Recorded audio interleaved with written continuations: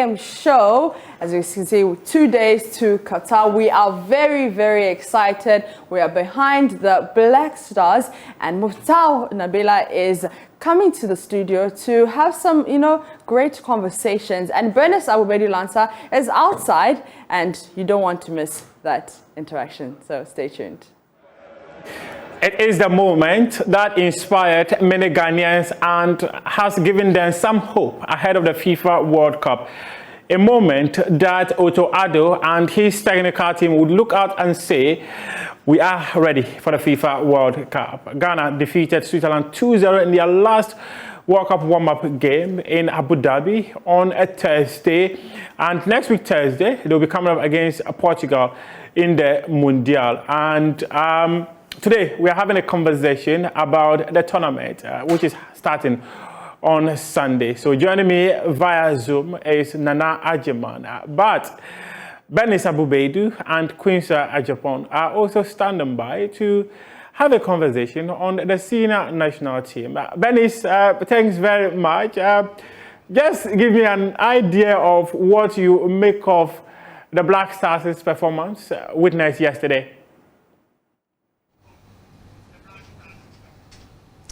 Right, so Muftau, Quincy and I will be talking about the game, yesterday's game, the performance of the Black Stars. We'll be reflecting on social media reactions. We'll be talking about all the sentiments that have been shared by football lovers here in the country.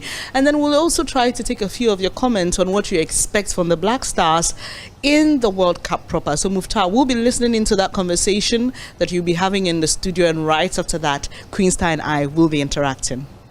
Okay, Bernice, let me just hear something pretty quick from Quincy. She watched that game yesterday. What did she make of the performance of the Black Stars?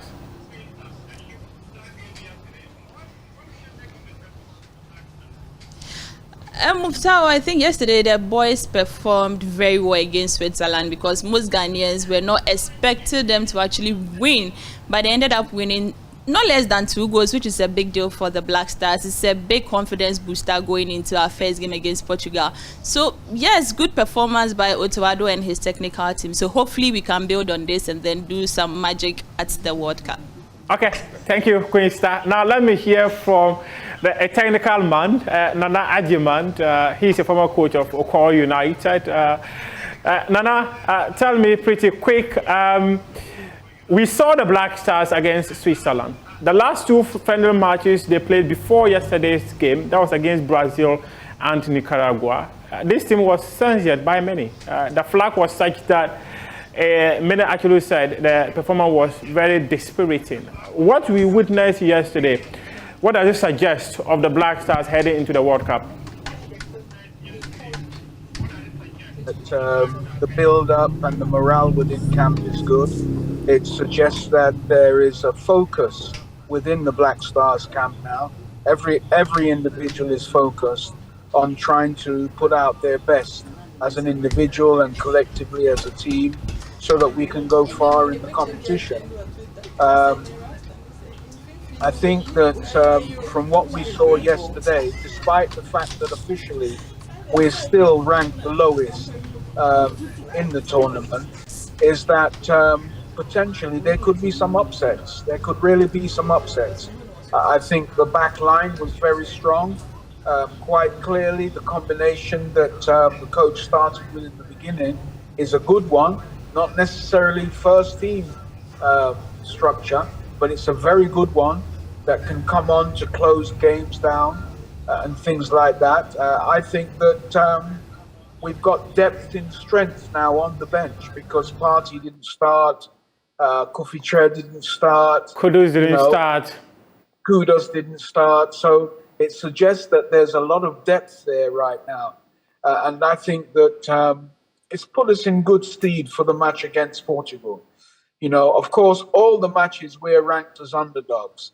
But to turn over Switzerland, who are ranked 15 in the FIFA World Ranking, is a very good start for the last friendly that we played. And now we can look forward to Portugal with a lot more confidence than we could initially.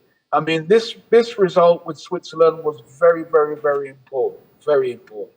What do you make of the anchormen, Elisha Owusu and Salis Samet Abdul?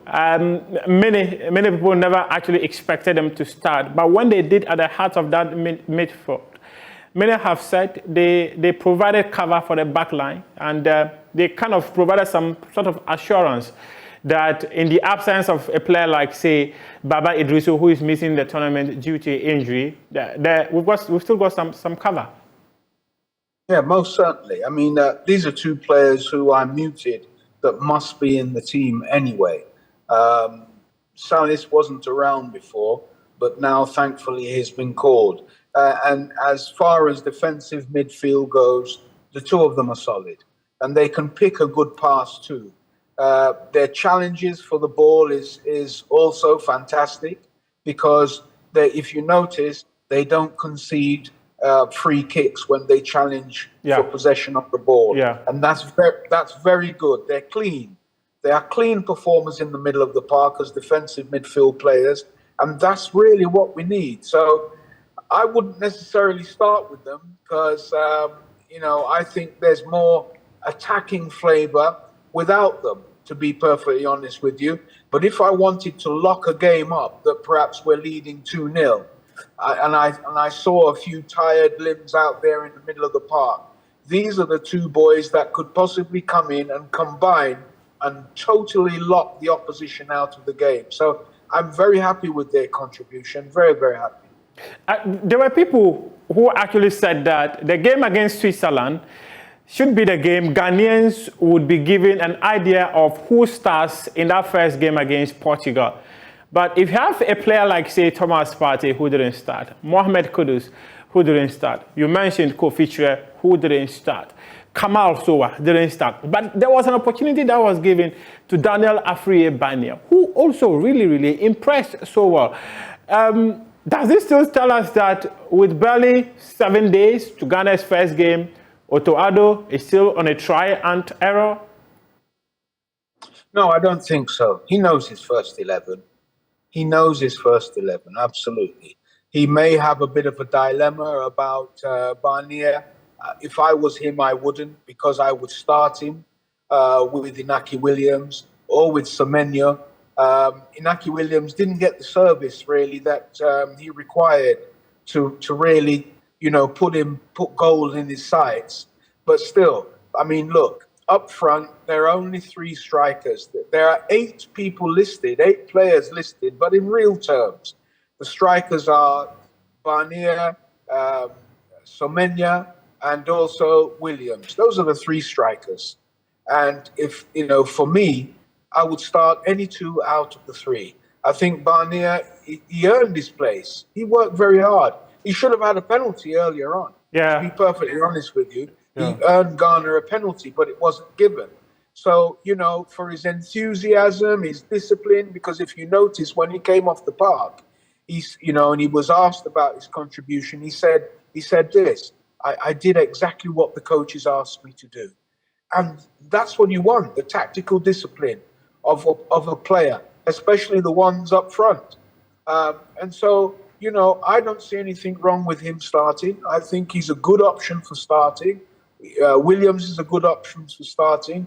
Semenyo is a great option for starting as well. These are players who are strikers. I mean, Barnier doesn't have that exemplary record, as an exemplary record up front, to be perfectly honest with you, but he's a striker. He's a striker. And for me, any 2 out of the 3 as a combination up front should be in that starting 11. But I think the coach has his 11. He knows his 11. Nana, you mentioned many options. So Barnier is a good option to start. Kamal Din a good option to start. Inaki Williams, Semenyo is also a good option to start, and all that. And then Kofi Chire. Is it a good headache to have as a coach?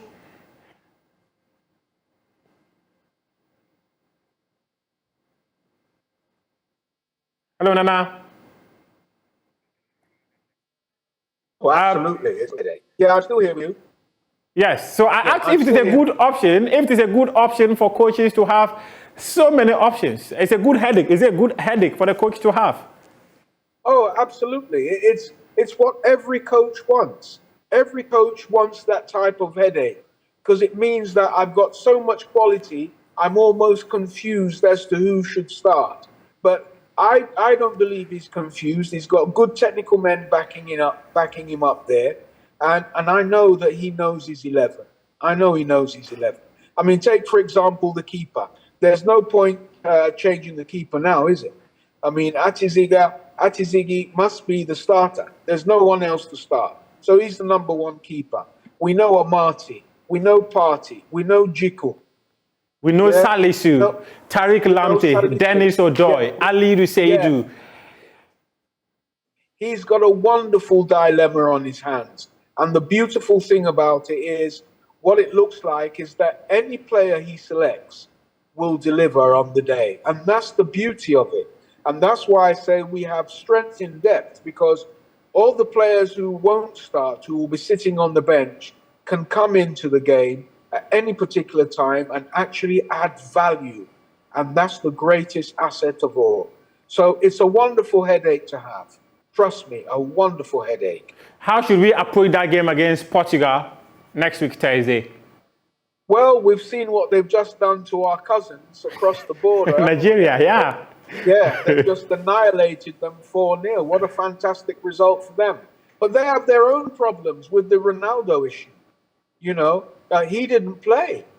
You know, he wasn't a starter. And I think that's because... But at 37, were you expecting Ronaldo to start at 37? Yeah, why not? What have they called him there for? They've called him there to play. He's a key component of the Portuguese team. Let's not deny it, whether he's 37 or not.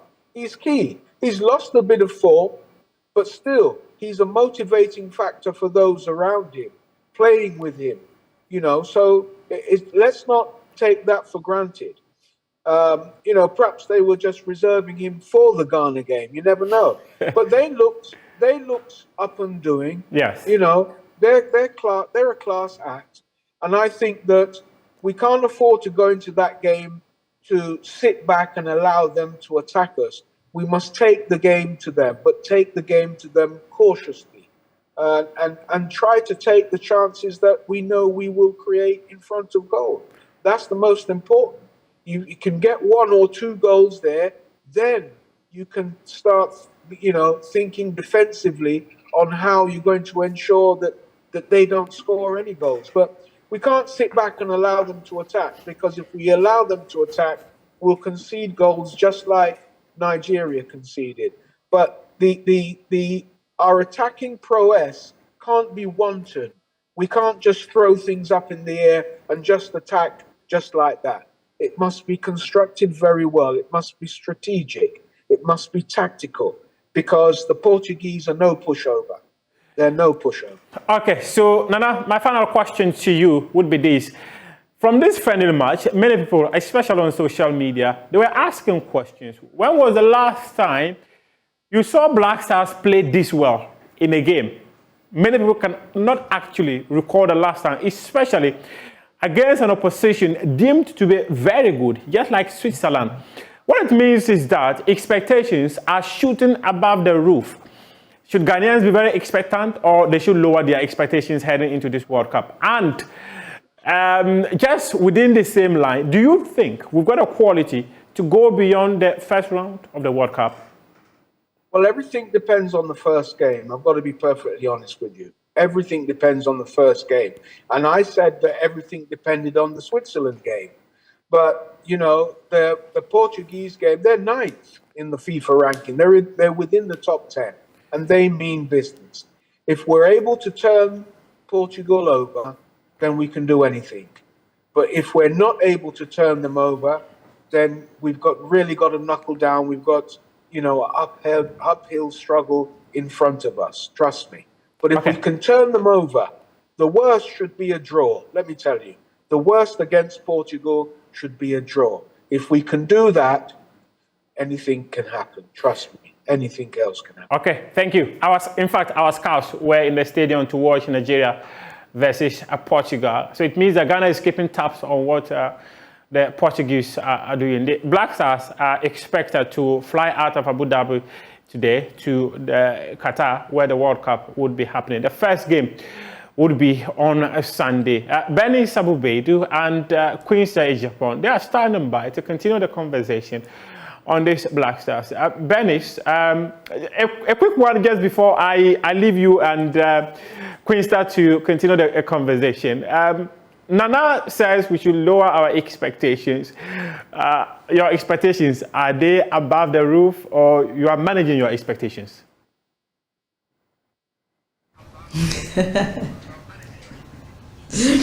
Well, I know many other people are thinking like Nana, asking us to manage our expectations. But if you know me, I'm a football lover, and I'd rather believe and be disappointed and not believe, and then I'll be put to shame. So, hey, I believe in the Black Stars, and I believe they can do well, especially from what we saw yesterday.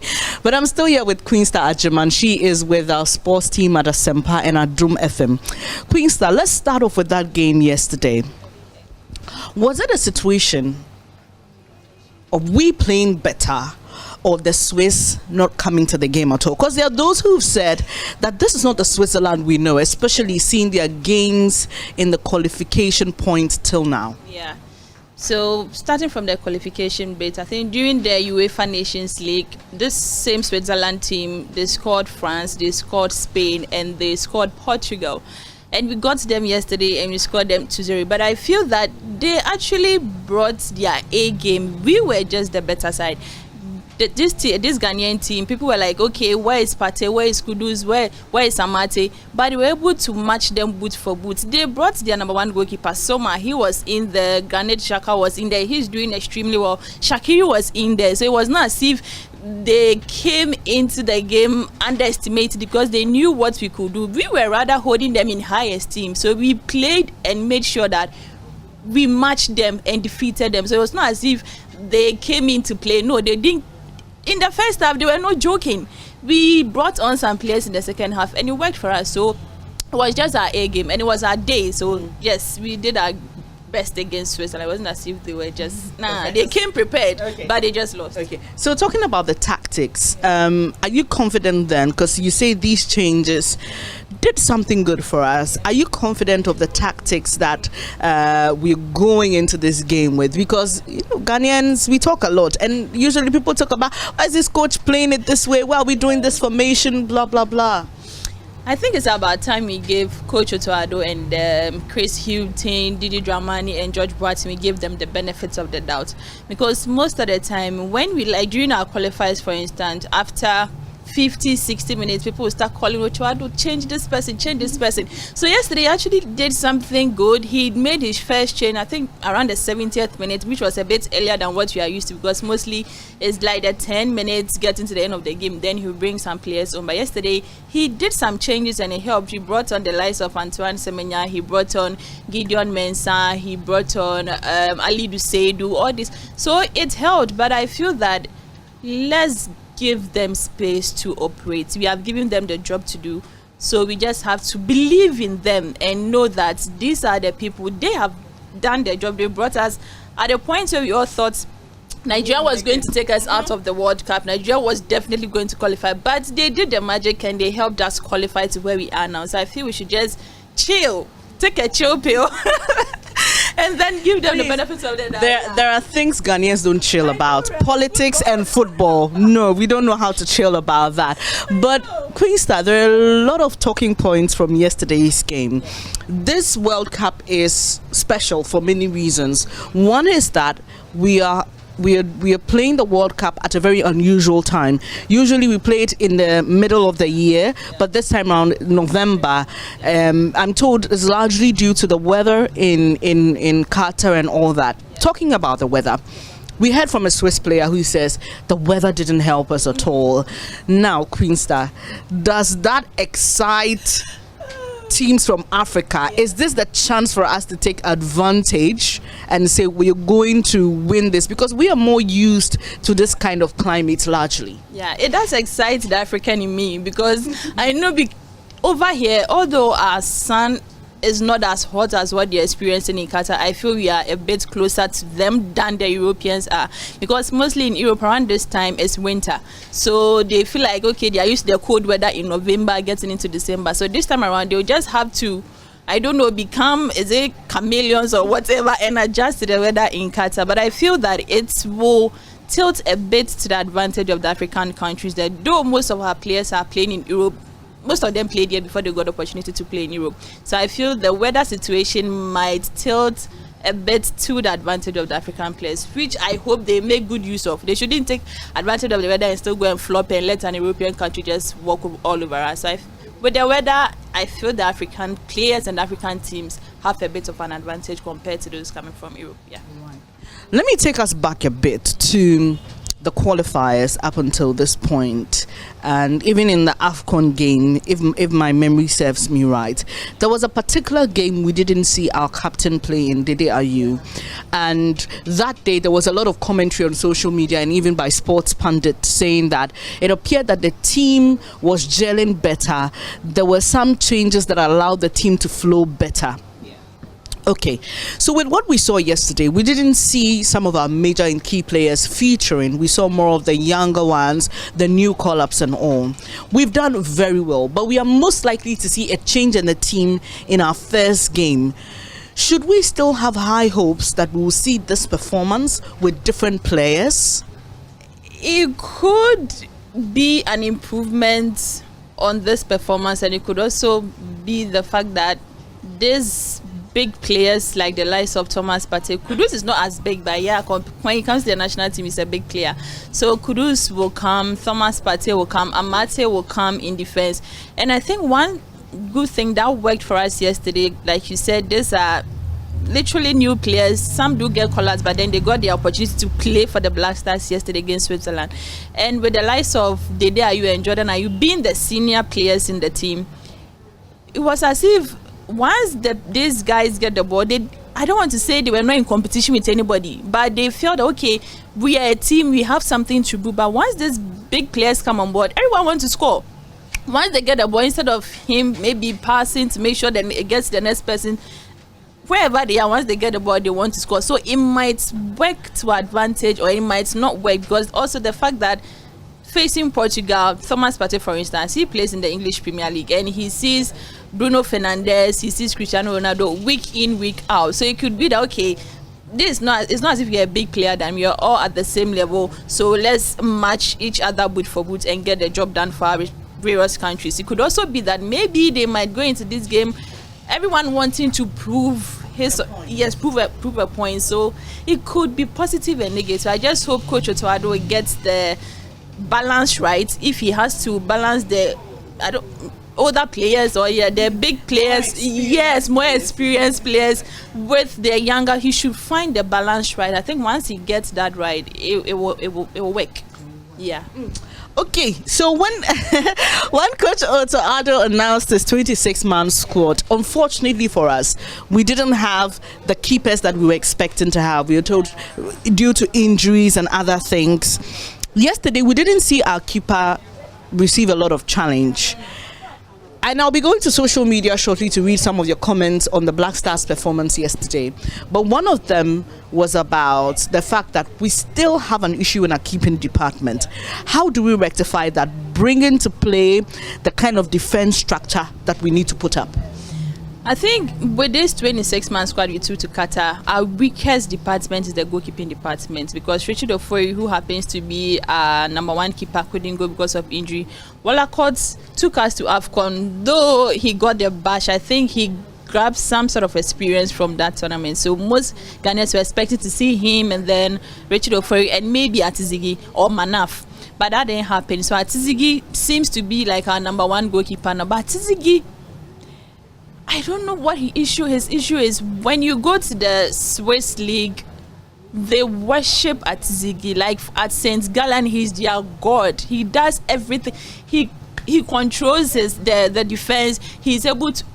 I don't even know what to say, but they worship Atizigi at St. Gallen. But once he gets the opportunity to play for the national team, it's as if even if Black Stars scored 10, Atizigi will have to just concede one before the end of the game. But yesterday that didn't happen. He ended the game and kept a clean sheet. So hopefully. But was he challenged enough?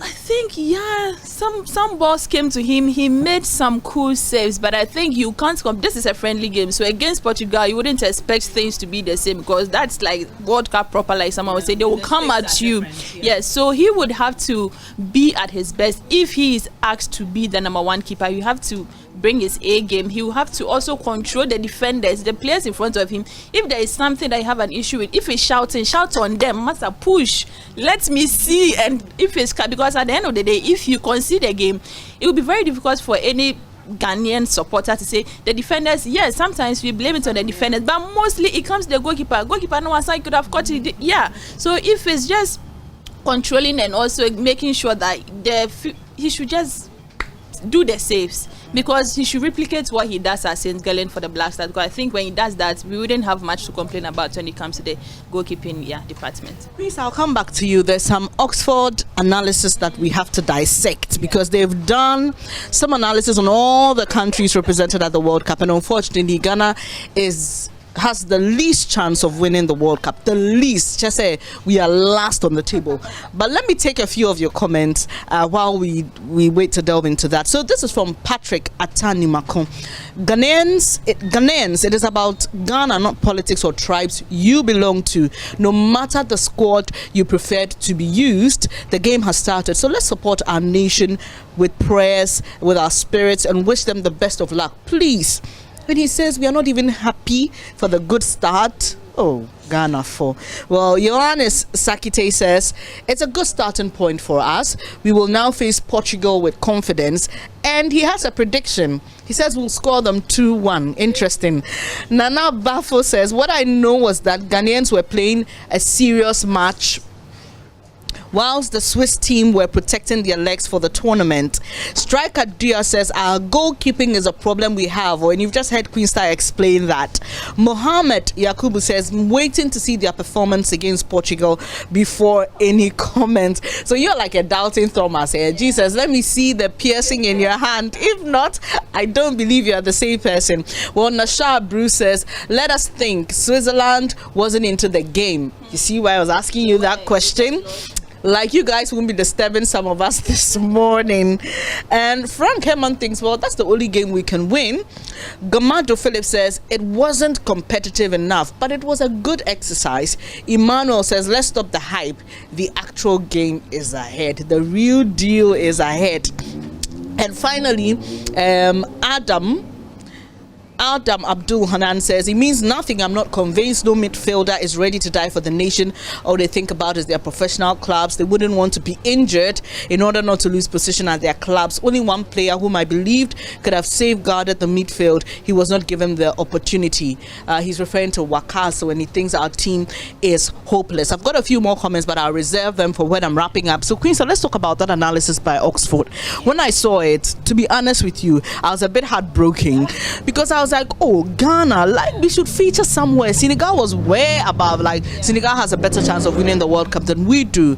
But there are those who say, yeah, Ghana, we are slow starters. We didn't have a good build-up, but let's not write the team off yet. Yeah, I think I agree with those saying we shouldn't write the team off, especially with this crop of players, because Switzerland, like, again, they are ranked 15th in the world, but though, yeah, they are saying this was not competitive. It was for them. I know it was for them. So if you're able to beat them, I feel that we should, if Oxford is not giving us the chance, we should just try and give these players the benefits of it. They can do something better. They can prove all of us wrong. I'm actually happy that most Ghanaians I have high expectations, but most Ghanaians don't have high expectations of this team, because I feel when you go to tournaments as underdogs, we actually end up doing better. In 2010, nobody expected us to get to the quarterfinals, but we did. So it's better we go into the tournament as underdogs, and then boom, okay, all of a sudden Ghana is performing, and people are asking, okay, team, maybe we need it. So I prefer it that way than to go in all shiny and then we come out after the group stage. So yes, the high hopes I think is good, but I prefer we go in like this. Though we won against Switzerland, it will boost the confidence of the players. Imagine Ghana losing to Switzerland yesterday. these same people say yes. These same people saying we shouldn't be. Yes, would have been okay. We said it. We said they will not win. Just Switzerland, they couldn't win. They are definitely going to lose all their games. So I think this is a confidence booster for the Black Stars. They should take advantage of the fact that Ghanaians don't have much hopes in them. They should go into the tournament as underdogs and prove everybody wrong. Prince, I'm going to put you on the spot. Predict Ghana, Portugal. What are your predictions? 2-1 in favor of Ghana. Okay, that's a nice one. I stay away from predictions. I mean, like Nanajaman says, I think the best we should fight for is a draw. It will help us. But briefly, Queensta, would you have preferred we played any country in the team first, other than Portugal? I would have preferred South Korea. Not saying South Korea it's a weaker side, because I don't think currently there are no minnows in football. The fact that they've qualified to the World Cup means they were giants in their region. But I prefer Switzerland if we had played Switzerland, because Ghanaians have this. South Korea, thank you. Ghanaians have this slow starters thing. I don't know, whatever we do, it seems to get stuck at the back. We begin to peak. Yeah, we don't enter into. Yes, so I would have preferred South Korea, but against Portugal, it would be good if you win against Portugal. Then our confidence will go through the roof going into the next game against South Korea. But I would have preferred South Korea. The draw didn't give us South Korea; it gave us Portugal. So yes, I'm still hopeful. I feel we can. So Queensta says it's 2-1. Keep it at the back of your mind. I will still have her here after that game for us to do all the analysis. But quickly wrapping up, let me take some of your comments. Adobila Jacob says, well, the performance was satisfactory, talking about yesterday's game against Switzerland. Genevieve Bonsu says, can't Jordan Ayew score from a free kick? And Kubi also says it was satisfactory. Junior Law says, good work done, more room for improvement. Maxwell Smith, Arthur is just laughing. I don't know what he's laughing at. And Emmanuel Safo also thinks that there must be improvement. But guys, look, no matter where you stand in all of this, I just feel, I for some reason, yesterday after that game, I was beginning to get the vibe that I had when we were playing the World Cup in South Africa. For some reason, let's just throw our weight behind the boys. It doesn't hurt, does it? Say a prayer for them, wish them well. Let's reduce the criticism a bit and spur them on. Hopefully the Black Stars will be able to give us something to smile about, seeing what the current situation in the country is. A lot of us have been complaining. Hopefully they'll be able to give us something to smile about. So thank you so much for joining the show this morning. On behalf of the entire team, I'd like to say a very big thank you to you. Enjoy your weekend, have fun, stay safe, don't drink and drive. See you, God willing, on Monday. Take care.